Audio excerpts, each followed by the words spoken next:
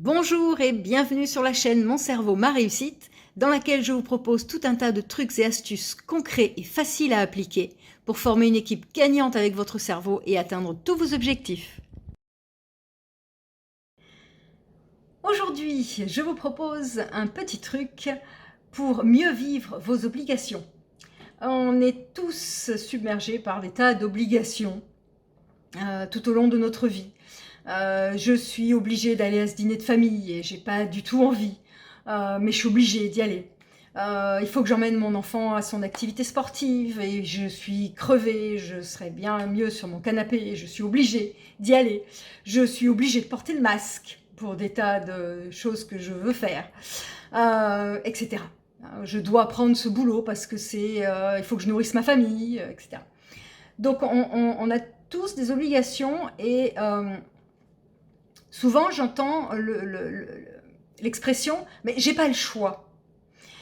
En se disant ça, du coup, forcément on vit très très mal cette obligation parce qu'on la vit comme une véritable obligation sur laquelle on n'a aucun pouvoir. Et donc on y va à reculons, par exemple, si c'est pour aller au dîner de famille. On va amener son enfant à son activité sportive, mais on va faire la gueule parce qu'on est fatigué. Donc peut-être que dans la voiture, du coup, il y aura une mauvaise ambiance, que mon enfant va s'en rendre compte et que voilà, ça va devenir grincheux, etc. etc. Et donc on s'enferme un petit peu dans quelque chose de très négatif et on vit de plus en plus mal cette obligation que l'on a. Un petit exemple très très concret que j'ai eu avec un étudiant en soins infirmiers qui me dit oui, et maintenant on est obligé de se faire vacciner contre la Covid, mais ça m'énerve parce que au départ, moi quand je me suis inscrit à cette formation, j'ai pas signé pour ça, il n'y avait pas ça, et maintenant j'ai pas le choix et je suis très très énervée. Donc je lui ai répondu, on a toujours le choix. Et là, il me dit, non, j'ai pas le choix. Si je veux continuer mes études, j'ai pas le choix. Et je lui dis, oui, exactement. Si tu veux continuer tes études, alors il te faut te vacciner. En fait, l'idée, c'est... Là, dans l'exemple que je vous donne, cet étudiant, on va l'appeler Max. Il décide de considérer cette obligation comme étant contraignante. Du coup, s'il continue ses études dans cet état d'esprit, il va très mal vivre ses études. Il va rester très longtemps en colère contre une obligation qu'il n'aura pas choisie. Et du coup, il risque de ne pas être très en cohérence avec ses valeurs tout au long de ses études et peut-être même plus tard, du coup, dans la pratique de son métier. Les conséquences, c'est quoi? Il peut devenir aigri, stressé, agressif. Son corps va réagir à ça à un moment donné. Il peut développer des ulcères, voire des cancers, etc. Donc ça peut avoir, si on gère pas du tout ça et que c'était très important pour nous, ça peut avoir des vraies conséquences physiques derrière et des conséquences morales et sur notre façon d'être heureux ou malheureux pour le coup. Donc, le choix de Max est simple. Ça ne veut pas dire facile à prendre. Ça veut dire qu'il est simple. Soit il refuse de se faire vacciner parce que ce vaccin va heurter ses valeurs profondes, ce qui est vraiment important pour lui, ce sur quoi il n'est pas prêt à négocier.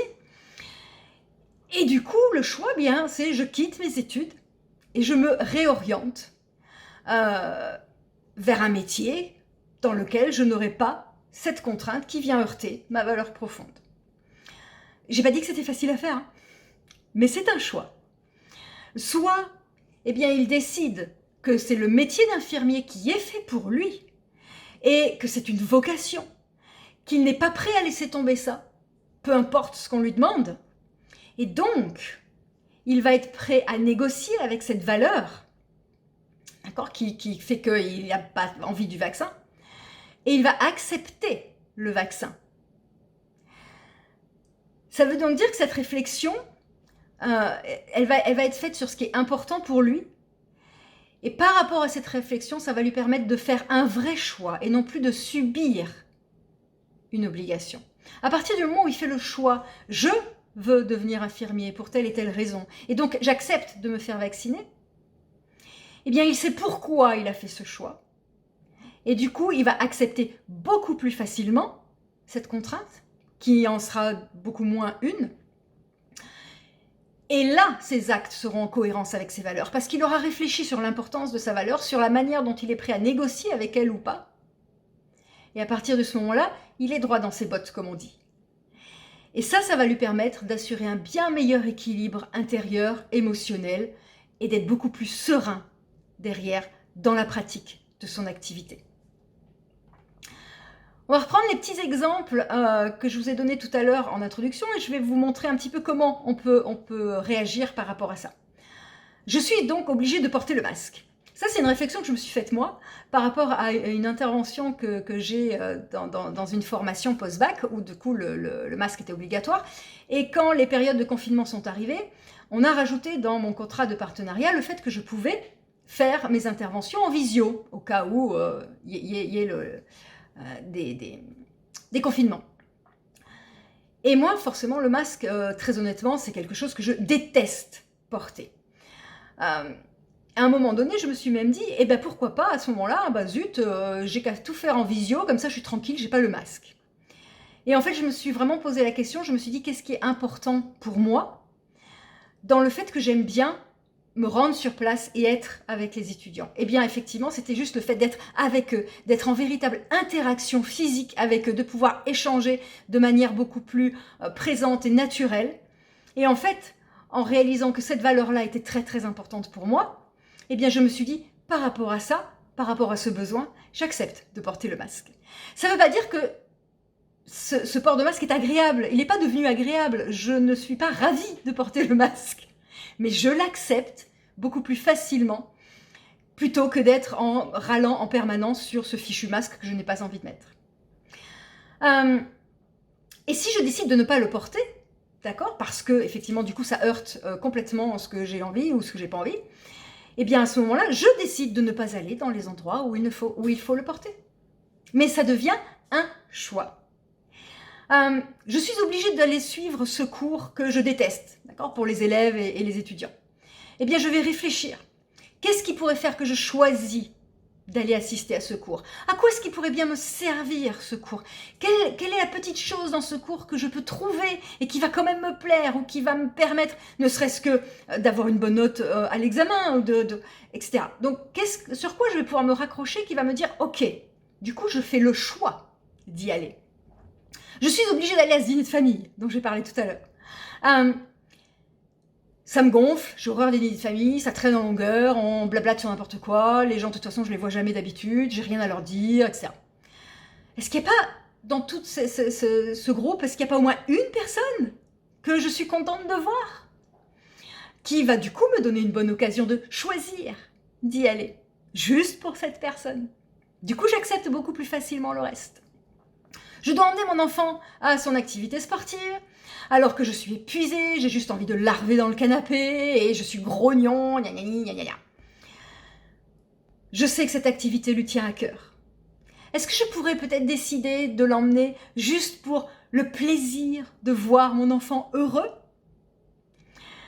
Alors attention, ça c'est important, pas pour lui faire plaisir à lui, pour me faire plaisir à moi, parce que je serai heureuse de le voir heureux. Ça va me faire plaisir de le voir heureux. Et là, vous allez voir que ça va complètement changer votre vision des choses. Je dois prendre ce boulot alimentaire qui me déplaît parce qu'il faut bien que je paye mes factures. Et du coup, je vais y aller à reculons et je vais m'embourber dans quelque chose qui ne va pas du tout me convenir. Est-ce que je pourrais dire que je choisis de prendre ce boulot justement pour ces raisons-là, pour des raisons alimentaires? Mais j'en fais un choix, ça veut dire que je sais que c'est un boulot alimentaire et je garde comme ça l'énergie nécessaire pour éventuellement continuer à chercher un autre emploi ailleurs qui va être plus conforme à ce que j'attends moi de la vie et à mon épanouissement professionnel. Donc, l'idée qu'il faut garder là, c'est ça, c'est que à chaque fois que vous allez vous dire « j'ai pas le choix, je suis obligée, j'ai pas envie, mais je dois », posez-vous, arrêtez-vous, prenez un moment pour vous demander comment vous pourriez transformer cette obligation en choix. Encore une fois, ça ne veut pas dire que ça va devenir agréable, ça va juste dire que vous vivrez ce moment beaucoup mieux, en pleine conscience de pourquoi vous choisissez d'y aller ou de ne pas y aller, de faire ou de ne pas faire. Et votre cerveau va être beaucoup plus à l'aise avec ça. Vous savez, alors je sais plus s'il y a des films comme ça où il y a un truc un peu rigolo qui dit le mec il rentre dans le bureau de son directeur et avant même que le directeur ait parlé, le mec il dit non, tu ne me vires pas, c'est moi qui démissionne. Et bien c'est exactement ce principe-là. Ce n'est pas subir quelque chose, c'est décider cette chose-là pour des raisons personnelles que l'on aura identifiées. J'aimerais conclure sur une citation d'Épictète qui dit très justement « Nous ne pouvons pas choisir les circonstances extérieures, mais nous pouvons toujours choisir la façon dont nous répondons à celles-ci. » Eh bien voilà, je vous propose de méditer sur cette petite citation, de mettre en pratique ces petits conseils pour essayer de mieux vivre vos obligations tout au long de cette semaine et de venir me dire en commentaire comment vous avez réussi à transformer une obligation en choix. Qu'est-ce que ça a généré chez vous? Qu'est-ce que ça a changé chez vous sur votre façon de vivre cette obligation?